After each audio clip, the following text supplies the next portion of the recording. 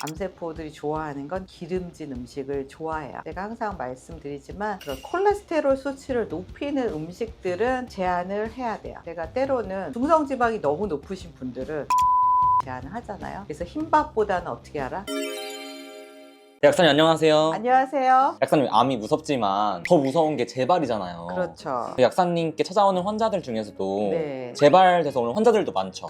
대부분이 그렇죠. 그러면 이제 저희가 일상 속에서 네. 재발을 막는 방법이라든지 네. 재발이 일어나는 이유 같은 거 이유에 대해서 좀 알려주세요. 네, 그렇죠. 항암도 끝났고 검사 결과도 항상 좋았는데 갑자기 어느 날 재발이 됐다는 청천벽력과 같은 소리를 듣는 거예요, 환자들이. 자, 오늘 왜 그런지 한번 알려드리겠습니다. 자, 우리 암 재발에 종류가 있습니다. 국소 전이가 있고 원격 전이가 있어요. 자, 국소 전이는 1기 같은 경우, 2기 같은 경우 자기가 있는 유방고 자체에서 약간 림프절로 전이가 됐다. 이런 것이 이제 가까운 부위로 조금 이동한 걸 국소 전이. 자, 원격 전이는 우리 몸에 있는 혈관과 림프를 타고 전신에 돌아서 유방암이면 뼈에 가서 붙거나 폐에 가서 붙은 것이 보였을 때 이것을 원격 전이라고 하는데요. 약간 쉽게 말해서 그럼 국수전이는 가까운 데서 가까운 데로 그렇죠. 전이 되는 거고, 네. 원격전이는 이제 멀리 이렇게 전이 예. 되는 걸 원격전이라고. 그렇죠. 다른 장기로 갔다. 그거를 원격 전이라고 합니다. 그런데 암은 보이지 않는 암이 있단 말이죠. MRI, CT에 안 보이는데 갑자기 어느 날 뿅 생겼을까요? 원격 전이로? 아니죠. 어떻게 됐을까? 안 보였던 것이겠죠. 그거를 미세암이라고 하는데 그것이 의학적으로도 이 개념이 있어요. MRD라고 Minimal Residual Disease라고 해서 엄청 잔존암이 있는 것입니다. 미세암. 자, 0.2mm 이하. 센치로 하면 0.02?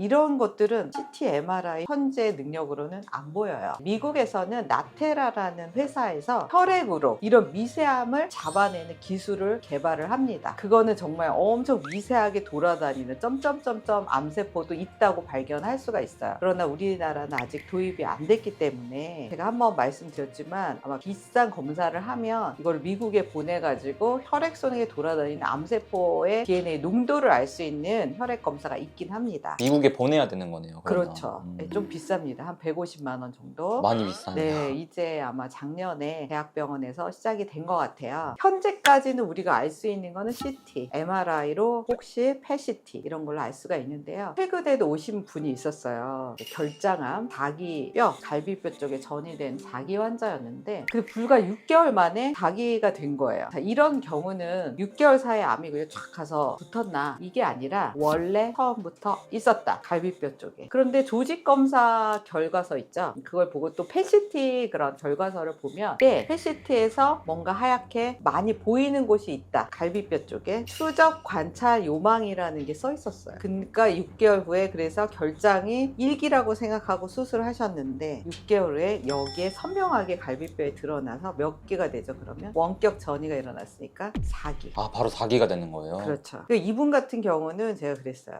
처음부터 거기에 암세포가 있었던 거죠. 근데 흐릿하게 뭔가 보이는 거예요. 지금 그런 환자들이 많아요. 저도 유방암 2기 처음 막 이렇게 CT 찍고 했을 때 폐를 찍었는데 거기에 보였던 거예요. 근데 선생님도 말씀 안 해주시고 저도 그걸 떼볼 생각을 안 했는데 항암 6개월 하고 선생님을 수술 전에 선생님을 만나 뵈요 했더니 갑자기 PET를 찍어야 된다는 거예요. 그래서 왜요? 그랬더니 6개월 전에 폐에 뭐가 보였다는 거예요. 그게 만약에 커졌으면 전 또 4기였겠죠. 그대로 있는지, 그대로 있으면 뭐 결절 혹은 폐에 조금 보였는데 염증이어서 없어졌다, 이렇게 이제 판독을 하는 거죠. 어떻게 되셨어요? 그러면 없어졌... 다행히 없어졌어요. 다행이네요. 네, 제가 유방암 그 판정 받을 때 한 달 동안 기침을 했었거든요. 아마 그 흔적이 남아 있었던 것 같아요. 그래서 여러분들이 최초의 조직 검사지하고 최초에 찍은 뭐 PET, CT 결과지를 잘 분석을 해야 됩니다. 그냥 선생님이 그냥 찍고 괜찮아요 하면 이렇게 괜찮은 게 아니라 지난주에도 오셨어요. 그분은 자궁암 환자였는데 자궁암 3기셨어요. 그런데 지금 PET 결과지를 보니까 폭탄이 여러 개가 보이는 거예요. 유방에도 PET상 뭔가 굉장히 큰 게 보인다. 추적 관찰 요망. 다른 곳에 난소에도 뭐가 보인다. 자궁암이었는데 네. 폐에도 보이고 네. 뭐 유방에도 보이고. 그러니까 이분은 3기가 아닐 가능성이 큰 거죠. 그럼 선생님 저는 어떡하나요? 어쨌든 그분은 자궁 자궁 수술을 앞두고 있었고 그래서 선항암을 하고 계시니까 일단 같이 전체적으로 세포독성 항암을 하고 계셨기 때문에 유방이나 자궁이나 동시에 지금 암을 줄이는 약이 들어가고 있으니까. 근데 자궁을 보시는 선생님은 유방을 체크를 안 해주세요. 그래서 다른 예약을 빨리 해서 이거를 확인을 좀 해보자 이렇게 얘기를 들었거든요. 그래서 정말 일기라고 생각하는 것과 약간 원격전이의 가능성이 있는 상태의 치료는 조금 다르다. 그러니까 우리가 일기라고 간과하시는 경우가 많아요. 작년에도 1월에 이제 이쪽 목 쪽 수술을 하셨는데 8월에 PCT 찍었더니 뭐가 보였어요. 여기만 수술했는데 여기 밑으로 내려가니까 이게 또 자기가 되는 거예요. 그분이 너무 이제 화가 나셨죠. 8월에 PCT상 뭐가 보였으면 선생님들이 빨리 조치를 취했어야 했는데 이게 조금 늦어져가지고 11월에 수술을 또 하게 되시면서 화가 많이 나셨더라고요. 제가 그랬죠. 이건 선생님 탓이라기보다는 물론 빨리 8월 달에 판단을 못 하신 것 원인이 좀 있긴 하지만 처음부터 같이 씨앗은 있었다. 그런데 이제 크기가 달랐겠죠. 미세암은 0.02부터 시작하니까요. 서서히 6개월 동안 자란 거고 이 원발은 그 전부터 좀 컸기 때문에 얘가 더 빨리 발견이 됐을 뿐이에요. 그래서 제가 가장 안타까운 분들은 일기 환자들. 굉장히 그 관건의 시간인데 유방암 같은 경우도 1년 안에 재발되기 굉장히 힘들거든요. 그런데 단 조직검사지에 이렇게 예측을 할 수가 있어요. 제가 몇 번 말씀드렸는데 KI67 지수라는 것이 있습니다. KI67이요? 네네. 그것이 암의 증식 속도를 아예 거기다 딱 명시를 해놓은 조직검사지가 많아요. 일기인데 85% 이렇게 되면 100%가 속도가 엄청 빠른 거죠. 25% 이상만 돼도 재발 가능성이 높은 겁니다. 근데 일기지만 항암 방사를 안 한 일기 엄청 0.51cm 간단한 수술을 한단 말이죠. 그런데 이게 85%였던 거예요. 되게 빠른 그러면 거죠. 1년 안에 재발할 가능성이 아주 높아요. 그래서 오셨더라고요. 그런데 왜 선생님은 이런 걸 얘기해 주지 않으시나요? 대학병원은 1분 진료잖아요. 선생님은 그냥 수술 빨리 하시고 그죠? 항암 방사 스케줄 내려주시는 거고 그걸 너무 자세히 앞으로 일어날 일까지 예측을 해주신 분은 아니다. 그래서 조직검사지, CT 결과지, PCT 결과지 다 떼놓으셔야 됩니다. 요즘은 챗GPT도 잘 나와서 사진 찍어갖고 한번 돌려보는 거죠. 뭐라고 나와 있는지. 요즘 다 챗GPT 쓰시잖아요. 인공지능을 활용을 해보세요. 그래서 정말 나는 일기지만 안전한 일기인지 한번 확인을 해보고 그 다음에 이제 식이요법도 하고 이제 다른 요법을 하는 건데요. 일단 가능성이 높다 하면은 손 놓고 있으면 안 되신다는 거. 그래서 오늘 미세암, 미세 잔존암과 원격전이 요거에 대해서 지금 말씀드리고 있습니다. 그러니까 미세암은 뭐냐면은 항암 방사 후에도 살아남는 애예요. 그러면 우리가 또 2기 정도 되면은 수술을 하고 나서 다시 또 항암을 하죠. 왜? 수술은 되게 깨끗이 됐고 절제면에도 암세포는 하나도 없다라는 결과지를 아마 받으실 거예요. 그런데도 항암을 2기, 유방암 2기인 경우 6개월 하거든요. 8차 항암. 이게 표준 치료예요. 왜 할까요? 선생님들이 생각하실 때도 암은 잔존암이 있다고 보시는 거죠. 1기만 거의 안 하고 2기부터는 항암을 다 하게 돼 있어요. 수술 후에도. 이것이 표준 치료입니다. 그래서 진짜 수술을 하고도 항암을 했어요. 그런대로 살아남아 있는 애들이 있다 없다? 있다. 있다.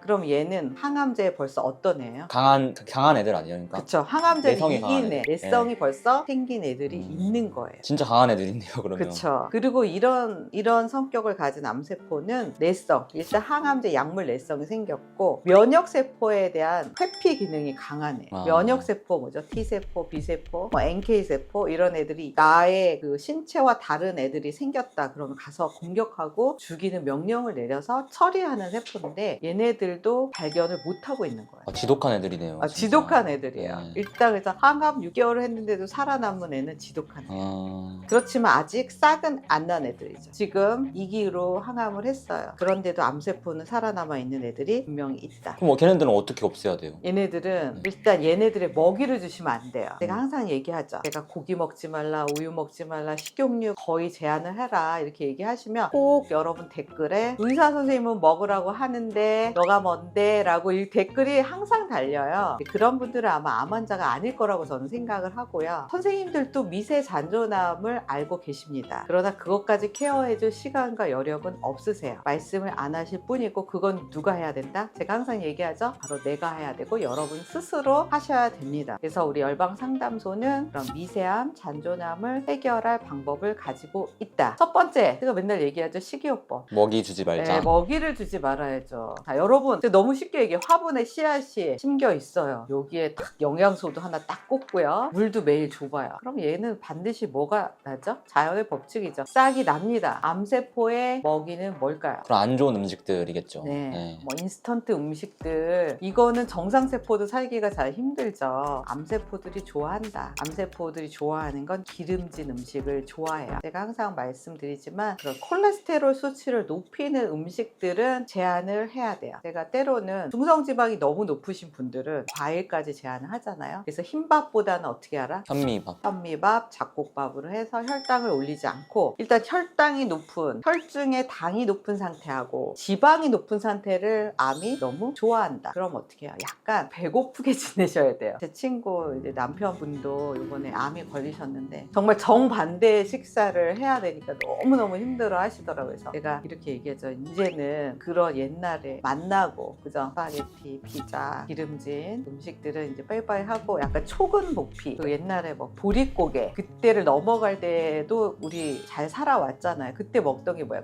감자, 고구마, 뭐 옥수수밥 뭐 이런 거 흰쌀밥 못 먹잖아요. 못 살 때. 근데 그리고 막 산나물 이런 거 먹잖아요. 그런 것들이 바로 우리 암 환자가 먹어야 되는 식단인 거예요. 그래서 저는 요즘 나물을 이렇게 해놓는데 나물이 참 힘든 이유가 그거를 다 씻어서 데쳐서 손이 너무 많이 가죠. 요즘은 또 잘 돼 있어요. 오아시스라든지 유기농 매장에 다 배달이 됩니다. 데쳐서. 그래서 저는 요즘 뭘 잘해 먹냐면은 취나물, 그 다음에 곤드레 나물, 고구마순 이거 다 데쳐서 오니까 너무 좋잖아요. 그러면 살짝 씻어갖고 한번 뜨거운 물에 살짝 넣었다가 약간 헹궈낸 다음에 꼭 짜가지고 뭐 하면 되죠? 마늘, 국간장, 생들기름, 깨 이렇게 해서 조물조물 묻혀서 딱 만드는데 5분도 안 걸려요. 그래서 저는 일주일에 한 번씩 나물 한 서너 가지씩 이렇게 냉장고에 일단 탁 해놔요. 그러면은 식단이 금방 해결이 되지 않을까요? 그래서 너무 어렵게 하지 마시고 일단 기본 식단을 이렇게 세팅을 해놓으시라. 그리고 제가 말하는 금지식품을 지켜주시면 그래도 확률을 얘를 싹나게 할 확률을 확 낮추는 거죠. 식이요법만 해도 안 됩니다. 저 환자들이 정말 유튜브로 지금 저 계속 보고 있죠. 열방약국을 한번 가볼까 말까 고민하는 1, 2기 환자들이 많으신데 이게 식단만으로 안 되는 분들이 있어요. 그건 뭐냐? 조직검사지를 보면 또 NGS 검사라는 게 있거든요. 유전자 변이 검사. 이런 게 붙은 검사지가 있는 분들이 있어요. 며칠 전에도 자궁암이셨는데 유전자 변이가 너무 많으신 거예요. 보통 뭐 브라카 대표적인 유방암 쪽에 오는 건데 이 브라카1,2는 암을 억제하는 유전자인데 꼭 유방암에만 생기는 게 아니에요. 자궁암에도 오고 뭐 대장암에도 오는데 이것도 있고요. 케이라스 변이 보통은 대장암과 폐암에 케이라스 변이가 오고 뭐 푸텐 변이 이거 다 암을 억제하는 유전자가 몇 개가 다 뻗어 있어요. 그래서 이분은 원래부터 이기셨을 때부터 사기가 바로 예정되어 있었던 거예요. 다행히 이분이 지금 한 3기 정도를 받으셨는데 이분이 찾아오신 거예요. 너무 잘 오셨다. 이제 최신의 이런 천연물 요법을 좀 해봐야 돼요. 할 수 있는 건 다 해야 되는 할 거죠. 수 있는 거 다 해서 어쨌든 여명을 늘리는 전략을 해야 돼요. 그래서 제가 말기암 대기에 우리 두경부암 환자 제가 케이스 썼는데요. 1월에 9cm를 얼굴을 이쪽을 수술을 하신 거예요. 항암도 하셨어요. 근데 5월에 또 생겨.